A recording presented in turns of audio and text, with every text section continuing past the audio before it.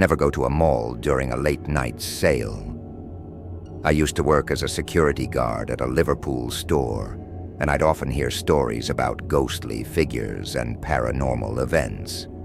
These rumors spread among employees, but I always dismissed them as mere pranks meant to scare the newbies. That was until one night at the end of a late-night sale. Something happened that made me reconsider everything. That night, the air felt unusually tense, like a chill creeping down every aisle. It was my job to close up, check the cameras, make sure all the customers had left, and walk through each section to ensure no one was accidentally locked in.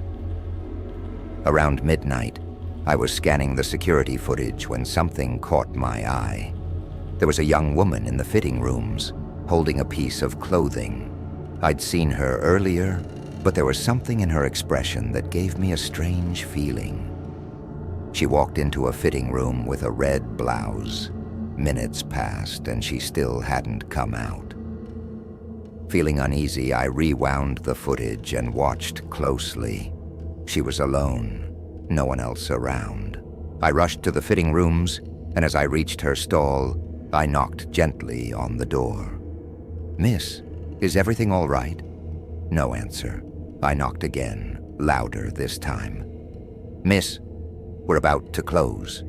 Silence. My heart was pounding. I had no choice but to open the door. The moment I did, a cold draft washed over me. The room was empty. The next day, the mall was swarming with police.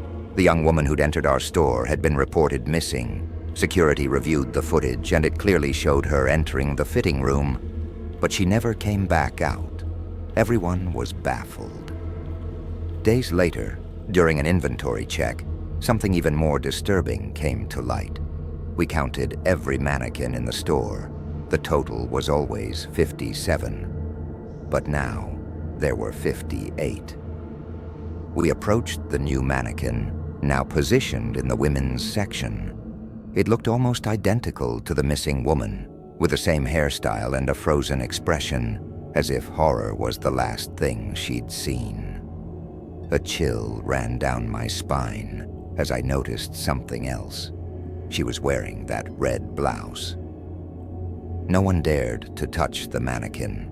Management chose to leave it as it was, unlogged in the inventory, and said nothing to the police.